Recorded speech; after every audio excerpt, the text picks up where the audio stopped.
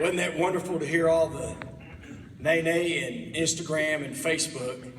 And when I was contacted to speak for the Boys and Girls Club in honor of Tommy, I was asked to talk about Tommy before all of this. So a lot of people know me because I'm on Facebook, or he posts my picture and people come up to me and they have tons of questions. And one of the questions that I get asked is he really that great and that genuine? And one of the other questions that I get is, what was he like as a teenager when he was younger? And believe it or not, the third question that I get all the time is, how did y'all meet and when did you meet? So I'll start with number 3. Tommy and I met in 1987 at a recreation center playing basketball. That means we have an anniversary coming up. And we were the only two in the gym, and we were playing, and after a couple hours, he goes, "Are you hungry?" And I said, "Yeah." And he says, "Well, do you want to go to my house and get something to eat?" And I said, "Yeah." He goes, "Good." He goes, "Because I want to show you my room." And I said, "Well, what are we having to eat?" His room was decorated with posters of Michael Jordan all over the place, up and down, on the wall. And that's been his lifelong dream, is to meet Michael Jordan. And so from there, our friendship started. And what was number 2? I forgot.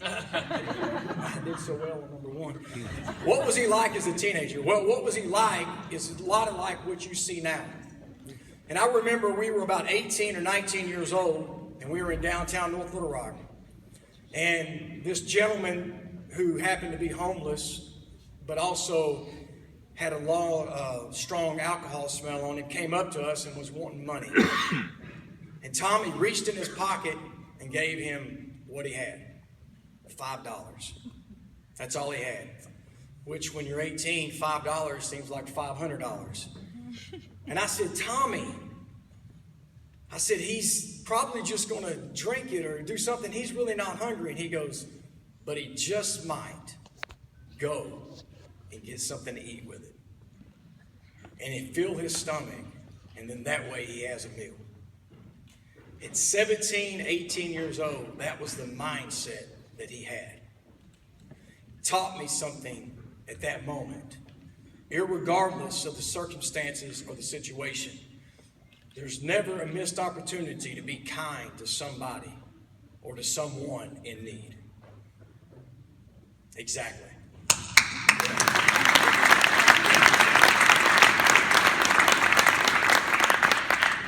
When he told me that he wanted to become a police officer, me and a whole host of friends were shocked, because before there was a seatbelt law, Tommy wore a seatbelt. And when we were teenagers, we were busy getting tickets, driving fast. He was busy getting pulled over for driving too slow. And so he told me he was going to become a police officer, and he did. And I had the opportunity to ride with him one time. And so I was in the car with him, and he said, "I hope we get a code blue." And I said, "What's a code blue?" And I think it's where you turn the lights on, you got to drive fast. No, that's a dead person. Dead person, all right. Code 3. So we had a code 3. And so we're driving down Pike, and all of a sudden, this slow driving Miss Daisy turns in to Dale Earnhardt. And we're doing 85 or 90, and I might be exaggerating, but all of a sudden we reach 22nd and Pike, and there's a car coming on the right, and there was no handle, but I made one, and I grabbed a hold of it. And I'm literally screaming. I look, "What are you doing?" And he said, "Ronnie, calm down. They'll stop." And I said, "But they're on my side." And I'm reaching, I already had the seatbelt on, but I keep reaching to make sure that it's on, and we're driving down, and we get all the way to the end of the Pike, and they called it off. And I looked at him and I said, "I'm going to kill you." He goes, "But that's my job. I had to, drive fast and do this."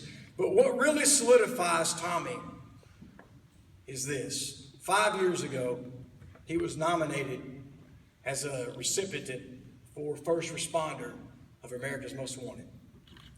And when he found out that he was nominated, he called me. And this is what he told me. He says, I'm so excited about this for two reasons. Number one, it's going to bring recognition to the city of North Little Rock and to recognition to the North Little Rock Police Department. He said, number two, he goes, I don't know that I'll ever win. He was very humble. He says, but if I do win, the grand prize is $10,000.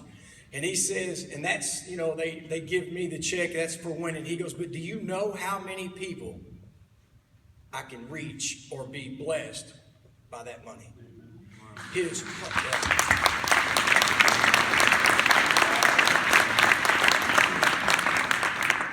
The reason why that he wanted to win was not to bring recognition to himself, but recognition to the city and to the department that he serves, and to bring recognition to the Boys and Girls Club, and to recognition to other organizations that had food pantries and such. That's Tommy. That's always been Tommy. And the thing of it is that what you see on Facebook and what you see on Instagram isn't to bring glory to himself, and it isn't for self-gratification or to lift himself up, but it's to lift up the act of kindness, love, and tenderness. Because not everybody comes from a perfect scenario and a perfect situation, just like you heard Sergeant Willie talk about.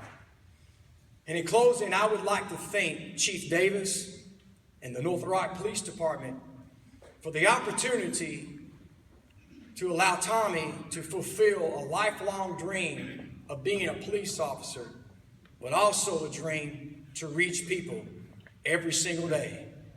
And I would like to extend that to you all as you leave here to be inspired and encouraged to reach out. You don't have to reach out to millions, because we probably won't. But reaching out to one person and changing that one person's life, you never know what will take place. Thank you.